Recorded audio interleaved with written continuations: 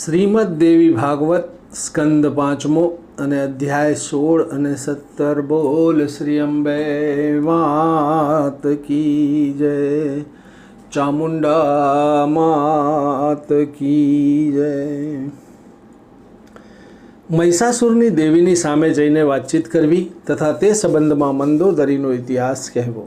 વ્યાસજી કહે છે, સૈનિકોની વાત સાંભળીને મહિષાસુરના ક્રોધનો પાર ન રહ્યો। તેણે તેના સારથીને બોલાવીને કહ્યું, જેમાં 1000 ગધેડા જોતરવામાં આવે છે, જે ધજા અને પતાકાથી સુશોભિત છે, જેના ઉપર અનેક આયુધો રાખવામાં આવે છે તથા જેના પૈડા તથા ધરી અત્યંત મજબૂત છે, તે મારો પ્રકાશમાન અદ્ભુત રથ હમણાં મારી સામે લઈ આવો। આજ્ઞા મળતા જ સારથી તે રથ લઈ આવ્યો અને બોલ્યો, રાજન, હું સારી રીતે સમજાવીને રથ લાવ્યો છું। તે બહાર દરવાજા પાસે ઊભો રાખ્યો છે। તેમાં બધા જ શ્રેષ્ઠ આયુધો સુરક્ષિત છે, તેમાં સુંદર બિછાના બિછાવ્યા છે। રથ આવી ગયો એવું જાણીને દાનવરાજ મહાબળી મહિષાસુર મનુષ્યનું શરીર ધારણ કરીને યુદ્ધભૂમિમાં જવા માટે તૈયાર થઈ ગયો। તેણે મનમાં વિચાર્યું, હું પાડાના રૂપમાં છું, મારું મોઢું અત્યંત કુરૂપ છે, મારા માથા પર શિંગડા છે, તે જોઈને દેવી જરૂર ઉદાસ થઈ જશે। સ્ત્રીઓને પ્રસન્ન કરવા માટે સુંદર રૂપ અને ચતુરતા અત્યંત આવશ્યક છે, તેથી આકર્ષક રૂપ અને ચતુરતાથી સજ્જ થઈ તે યુવતીની સામે જાઉં, જેથી મને જોતાં જ તેના હૃદયમાં પ્રેમ જન્મશે। મારા માટે પણ સુખી થવાનો રસ્તો એ જ છે, એમ મનમાં વિચાર કરીને તે મહાબલી દાનવરાજે પાડાનું રૂપ બદલીને સુંદર પુરુષનું રૂપ ધારણ કરી લીધું। તેના હાથમાં સુંદર આયુધો શોભી રહ્યા હતા। તેણે શરીર પર દિવ્ય વસ્ત્રો ધારણ કર્યા હતા। તે બીજા કામદેવ જેવો લાગતો હતો। હાથમાં ધનુષ્ય બાણ લઈને તે રથ પર બેસી ગયો। કેયુર, બાજુબંધ અને હાર તેની શોભા વધારતા હતા। અભિમાનમાં ચૂર થયેલો તે સેના સાથે ભગવતી જગદંબાની સામે પહોંચી ગયો। ત્યારે તેણે અતિ સુંદર વેશ બનાવ્યો હતો, જેને જોઈને પોતાના રૂપનું અભિમાન રાખનારી સ્ત્રીઓ પણ મોહિત થઈ જાય। જ્યારે દેવીએ જોયું કે મહિષાસુર પાસે આવી રહ્યો છે, ત્યારે તેમણે શંખનાદ કર્યો। સૌને આશ્ચર્ય કરી દેનાર તે શંખ ધ્વનિને સાંભળીને જાણે હસતો હોય તેમ મહિષાસુર ભગવતીની પાસે આવીને બોલ્યો, દેવી, આ આખું જગત પરિવર્તનશીલ છે। સ્ત્રી અથવા પુરુષ જે પણ આ જગતમાં રહે છે, તે બધાના મનમાં ગમે તે પ્રયાસે સુખ ભોગવવાની ઈચ્છા હોય છે। મનુષ્યોને સંયોગમાં સુખ મળે છે, પરંતુ વિયોગમાં સુખની સંભાવના નથી। સંયોગ પણ ઘણા પ્રકારના છે, તેના ભેદ કહું છું, સાંભળો। કેટલીક જગાએ ઉત્તમ પ્રેમને કારણે સંયોગ થઈ જાય છે, ક્યાંક સ્વાભાવિક રીતે સંયોગ થઈ જાય છે। પહેલાં હું પ્રેમ આધારિત સંયોગના વિષયમાં મારી બુદ્ધિ પ્રમાણે કહું છું। માતા અને પિતાનો પુત્ર સાથેના સંયોગને ઉત્તમ માનવામાં આવે છે। ભાઈ ભાઈ સાથેનો સંયોગ થાય છે, તેમાં ઉપકાર રૂપ કારણ મુખ્ય હોવાથી તે મધ્યમ પ્રકારનો છે। જે સર્વોત્તમ સુખ આપવા સમર્થ છે, તે સંયોગને શ્રેષ્ઠ કહેવાય છે। તેનાથી જ ઓછું સુખ આપનાર છે, તે મધ્યમ કહે છે। વિદ્વાન પુરુષોનું કહેવું છે કે નાવમાં ઘણા લોકો બેસે છે, તે બધાના વિચાર ભિન્ન ભિન્ન હોય છે, તે બધા સ્વાભાવિક રીતે એકઠા થાય છે। તેવા સંયોગથી જે થોડું સુખ મળે છે, તે ખૂબ જ ઓછા સમય માટે હોય છે, તેથી આવા સંયોગને કનિષ્ઠ કહેવામાં આવે છે। ચતુરતા, રૂપ, વેશ, કુળ, શીલ અને ગુણ આ બધામાં સમાનતા હોય તો દિવ્ય સુખ મળે છે। હું વીર પુરુષ છું, જો તમે મારી સાથે સંયોગ કરી લો તો તમને સર્વોત્તમ સુખ મળશે, એ નિશ્ચિત છે। પ્રિયા, હું મારી રુચિ પ્રમાણે અનેક પ્રકારના રૂપ ધારણ કરી શકું છું। ઇન્દ્ર વગેરે દેવતાઓ યુદ્ધમાં મારાથી હારી ચૂક્યા છે। અત્યારે મારા મહેલમાં જેટલા દિવ્ય રત્નો છે, તે બધાનો ઉપભોગ તમારા માટે સુલભ છે। તમારી ઈચ્છા હોય તો તમે તેનું દાન પણ આપી શકો છો। સુંદરી, હવે તમે મારી પટરાણી બનવાનો પ્રસ્તાવ સ્વીકારી લો। હું તમારો દાસ થવા તૈયાર છું। તમારી આજ્ઞાથી હું દેવતાઓ સાથેનું વેર છોડી દઈશ, તેમાં સંશય નથી। જે રીતે તમને સુખ મળે તે કાર્ય મારા માટે શિરોધાર્ય છે। મધુર ભાષિણી પ્રિયા, તમારી આંખો અત્યંત વિશાળ છે। મારા માટે જ આજ્ઞા હોય, જે આજ્ઞા હોય તે કરવા હું ઉત્સાહિત છું। તમારા રૂપે મારા મનને મોહિત કર્યું છે। સુંદરી, હવે હું અત્યંત આતુર થઈને તમારી શરણમાં આવ્યો છું। સુંદર સ્ત્રી, કામદેવના બાણોએ મને અત્યંત ઘાયલ કર્યો છે। મારા શરણે આવેલાની રક્ષા કરો। શરણાગતની રક્ષા કરવી એ બધા ધર્મોમાં ઉત્તમ ધર્મ છે. કાળી ભ્રમરોથી શોભાયમાન પાતળા પેટવાળી હું તમારો પોતાનો ગુલામ છું. મને તમારી ચાકરી કરવી સ્વીકાર્ય છે. આજીવન હું સત્ય વચનનું પાલન કરીશ, તેમાં કોઈ ફેરફાર નહીં કરું. સુંદરી, અનેક પ્રકારના શસ્ત્રો ત્યાગીને તમારા ચરણોમાં મારું માથું ઝૂકેલું છે. વિશાળ આંખોવાળી, મારા પર દયા કરો. સુંદરી, મારી જિંદગીમાં મારા મનમાં આવી દીનતા ક્યારેય આવી નથી. બ્રહ્મા વગેરે અનેક શક્તિશાળી પુરુષો સાથે ઝઘડો થયો હોય ત્યારે પણ હું તેમનાથી દબાયો નથી. માત્ર તમારી જ સામે હું આ દીનતા સ્વીકારું છું. બ્રહ્મા વગેરે બધા દેવતાઓ મારા ચરિત્રથી સારી રીતે પરિચિત છે. ભામિની, આજે તે જ હું તમારો સેવક બનીને સામે ઊભો છું. મારી સામે જોવાની કૃપા કરો. વ્યાસજી કહે છે, આ પ્રમાણે મહિષાસુર ગમે તેમ બકવાસ કરી રહ્યો હતો. સુંદર રૂપ ધારણ કરવાવાળી ભગવતી ચંડિકાના મુખમંડળ પ્રસન્નતાથી લહેરો છવાઈ ગઈ. તેમણે હસીને કહેવાનો આરંભ કર્યો. દેવીએ કહ્યું, પરમ પુરુષ પરમાત્મા સિવાય કોઈ પુરુષ મારો ઇષ્ટ નથી. દૈત્યો, હું માત્ર તેમને ચાહું છું. સમસ્ત જગતની ઉત્પત્તિ કરવી તે મારું મુખ્ય કાર્ય છે. તે પરમ પુરુષ સંપૂર્ણ જગતના આત્મા છે. મારા પર તેમની દ્રષ્ટિ સતત રહેલી છે, કારણ કે હું તેમની પ્રકૃતિ છું. મારું સ્વરૂપ કલ્યાણમય છે. તેમના સાનિધ્યથી જ મારામાં અખંડ ચેતના આવે છે. એ સિવાય હું જળ હતી. તેમના સંયોગના પ્રભાવથી હું સચેતન થઈ ગઈ છું. જે રીતે લોઢું સ્વભાવથી જળ હોવા છતાં લોહ ચુંબકનો સંયોગ થતાં તેમાં ચેતના જણાય છે, મને વિષય સુખની ઈચ્છા કદી થતી નથી. મૂર્ખ, તારી બુદ્ધિ અત્યંત વિપરીત છે, જેના કારણે તું સ્ત્રી સુખ માટે આટલો છે. ખરેખર પુરુષને બાંધવા માટે સ્ત્રી એક મજબૂત સાંકળ છે. લોઢાની સાંકળથી બંધાયેલો તો ક્યારેક છૂટી પણ શકે છે, પરંતુ જે સ્ત્રી રૂપી સાંકળથી બંધાય છે તેનું છૂટવું અત્યંત મુશ્કેલ છે. અરે મૂર્ખ, જેમાં મૂત્ર જ મૂત્ર ભરેલું છે તેનું સેવન કરવા કેમ આટલો લોભ કરે છે? સુખી થવાની ઈચ્છા હોય તો મનમાં શાંતિ રાખ. શાંતિથી જ સુખ મળશે. સ્ત્રીનો સંગ કરવાથી અત્યંત દુઃખી થવું પડે છે. એ વાતને જાણતો હોવા છતાં કેમ મૂર્ખતા કરી રહ્યો છે? દેવતાઓ સાથે વેર છોડીને સ્વતંત્રતાપૂર્વક સંસારમાં ફર્યા કર. અથવા તારે જીવવાની ઈચ્છા હોય તો પાતાળમાં ચાલ્યો જા, અને તારી ઈચ્છા હોય તો યુદ્ધ પણ કરી શકે છે. મારામાં શક્તિ પણ ઓછી નથી. દાનવ, તારો વધ કરવા માટે જ દેવતાઓએ મને અહીં આવવાની પ્રાર્થના કરી છે. તું વાણીથી આજે મારો મિત્ર બની ગયો છે, તેથી હું તને સાચી વાત કહું છું. કેમ કે તારા આવા વ્યવહારથી હું પ્રસન્ન થઈ છું, તેથી હું તને સત્ય વાત કહી રહી છું. તું સુખેથી જીવતો ચાલ્યો જા. સજ્જનોની મિત્રતા 7 શબ્દોથી અથવા 7 પગલાંથી થઈ જાય છે, તેથી હું તને જીવનદાન આપું છું. વીર, જો તારી મરવાની જ ઈચ્છા હોય તો ખૂબ જ પ્રસન્નતાથી યુદ્ધ કર. મહાબાહુ, મારા હાથે તારો વધ થશે, તેમાં લેશ માત્ર સંદેહ નથી. વ્યાસજી કહે છે, ભગવતી જગદંબાની આ વાત સાંભળીને કામાંધ બનેલા મહિષાસુરે મધુર શબ્દોમાં ફરીથી મીઠી વાતો કહેવાની શરૂઆત કરી. પ્રસન્ન મુખવાળી, તમારા ઉપર પ્રહાર કરવામાં મને ડર લાગે છે, કારણ કે તમે સ્ત્રી છો. તમારા બધા અંગ સુંદર અને કોમળ છે. તે જોઈને માણસનું મન મુગ્ધ થઈ જાય છે. તમારા આ રૂપ પર વિષ્ણુ, શંકર અને લોકપાલ વગેરે પણ મરી ફીટવા તૈયાર છે. ત્યારે હે કમળ જેવા નેત્રોવાળી, શું તમારી સાથે યુદ્ધ કરવું મારા માટે યોગ્ય થશે?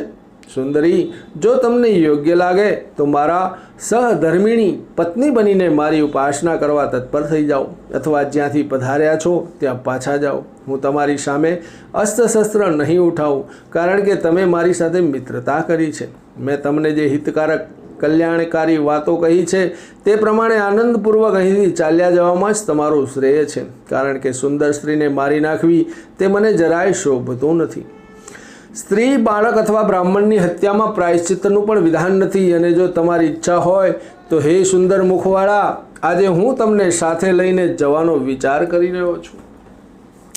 જો હું તમારી સાથે બળનો પ્રયોગ કરું છું તો તેમાં મારા માટે કોઈ ઉત્તમ ફળની સંભાવના દેખાતી નથી, કારણ કે તે સ્થિતિમાં ભોગ સુખનો સુઅવસર કઈ રીતે પ્રાપ્ત થાય? સુંદર કેશવાળી, આ જ કારણ છે કે હું તમારી સાથે નમ્ર થઈને પ્રાર્થનાપૂર્વક વાતો કરી રહ્યો છું.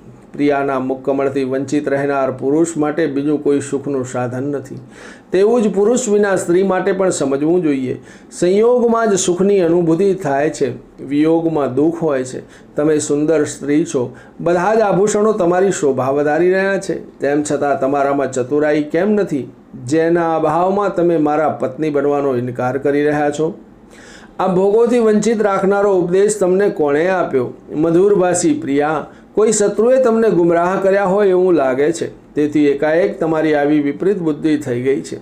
હવે તમે તમારા આગ્રહને છોડીને અત્યંત સુંદર કાર્ય કરવા તત્પર થઈ જાઓ. એ નક્કી છે કે સંબંધ થઈ જતાં તમને અને મને બધા સુખો સુલભ થઈ જશે. વિષ્ણુ લક્ષ્મીની સાથે, બ્રહ્મા સાવિત્રીની સાથે, શંકર પાર્વતીની સાથે તથા ઇન્દ્ર શચીની સાથે રહીને જ શોભી રહ્યા છે.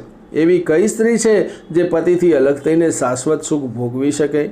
સુંદરી, તમને એવો કયો ઉપદેશ મળી ગયો જેને સર્વોત્તમ ગણીને તમે મારા જેવા શ્રેષ્ઠ પતિનો અસ્વીકાર કરી રહ્યા છો?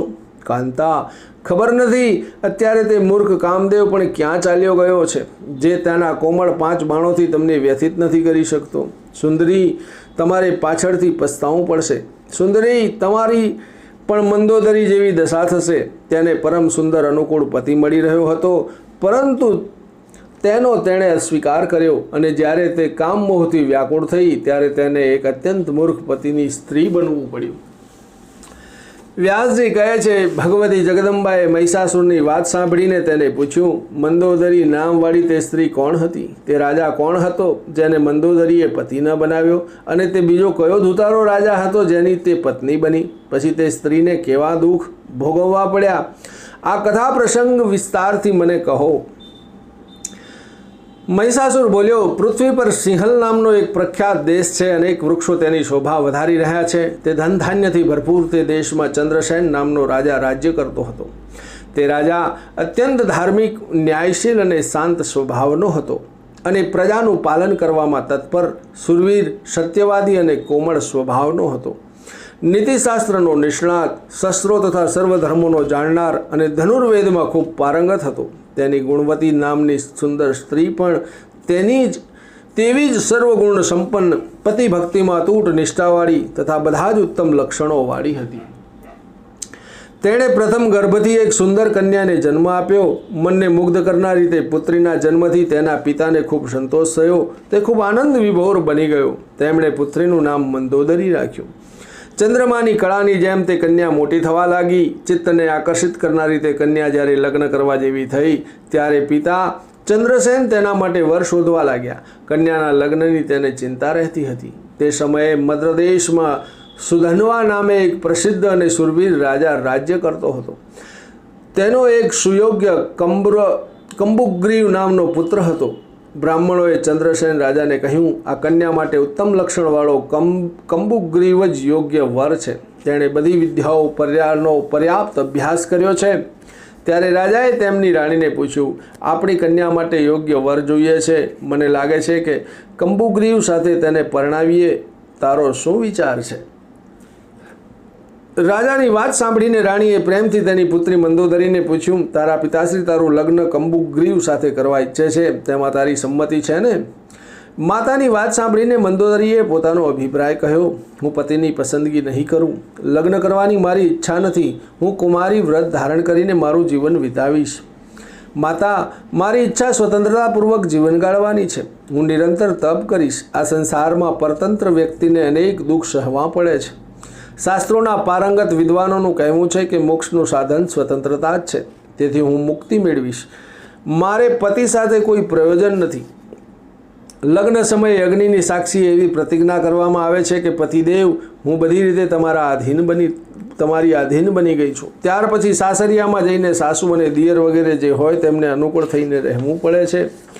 પતિની હામાં હા કરવી આ દુઃખને બધાથી વસમું માનવામાં આવે છે. જો પતિદેવ વળી બીજી કોઈ સુંદર સ્ત્રી સાથે લગ્ન કરી લે તો શોકથી ઉત્પન્ન થનારા દુઃખનો પહાડ જ તૂટી પડે. તેવી સ્થિતિમાં પતિ સાથે ઈર્ષા ઉત્પન્ન થાય છે. પછી કલેશ તો થવાનો જ. માતા, સંસારમાં સદા સુખ ક્યાં છે? ખાસ કરીને સ્ત્રીઓ માટે તો આ સંસાર સદા સુખ વિનાનો છે. તેથી મારી સમજ પ્રમાણે પતિની પસંદગી કરવી સર્વ પ્રકારે અયોગ્ય છે. પુત્રીએ આ પ્રમાણે કહેવાથી તેની માં ચંદ્રસેનને કહેવા લાગી, પ્રભુ, રાજકુમારીની લગ્ન કરવાની ઈચ્છા નથી. તે કુમારી વ્રત પાળવા ઈચ્છે છે. જપ તપમાં જોડાઈને સંસારથી વિરક્ત થવા ઈચ્છે છે. લગ્ન જીવનમાં રહેલા અનેક દોષોથી તે સારી રીતે પરિચિત છે. તેથી પતિ બનવાની વાત તેને બિલકુલ રૂચતી નથી. રાણીની વાત સાંભળીને રાજા ચંદ્રસેને પુત્રીની ઈચ્છા પ્રમાણે તેના લગ્નનો વિચાર છોડી દીધો. તે કુમારી માતા પિતાના રક્ષણ નીચે રહીને ઘરમાં જ સમય વિતાવવા લાગી. સ્ત્રીના શરીરમાં જ્યારે યુવાનીના અંકુર ફૂટે છે ત્યારે કામની ઉત્પત્તિ થાય છે. અવસ્થા પ્રમાણે આ સ્વાભાવિક છે. ડગલે ડગલે જ્ઞાનની વાતો કરનારી રાજકુમારીએ વારંવાર પૂછવા છતાં પતિ કરવાની ના પાડી હતી. તે જ રાજકુમારી એક દિવસ ગીચ વૃક્ષોવાળા બગીચામાં દાસીઓ સાથે સ્વેચ્છાએ ફરવા ગઈ. ત્યાંની લતાઓ પર ફૂલો ખીલેલા હતા. તે જોઈને પ્રસન્ન મુખવાળી તે રાજકુમારી તે બગીચામાં ફરવા લાગી. તે ફૂલો તોડતી બગીચામાં ફરી રહી હતી ત્યારે તે રસ્તે ભાવિવશ કૌશલ દેશનો વીરસેન નામનો સુરવીર રાજા ત્યાં આવી ચડ્યો. તેની સાથે થોડા સૈનિકો પણ હતા, પરંતુ તે વખતે તે એકલો જ રથ પર બેસીને આવ્યો હતો. તેની સેના પાછળ પગપાળા આવી રહી હતી.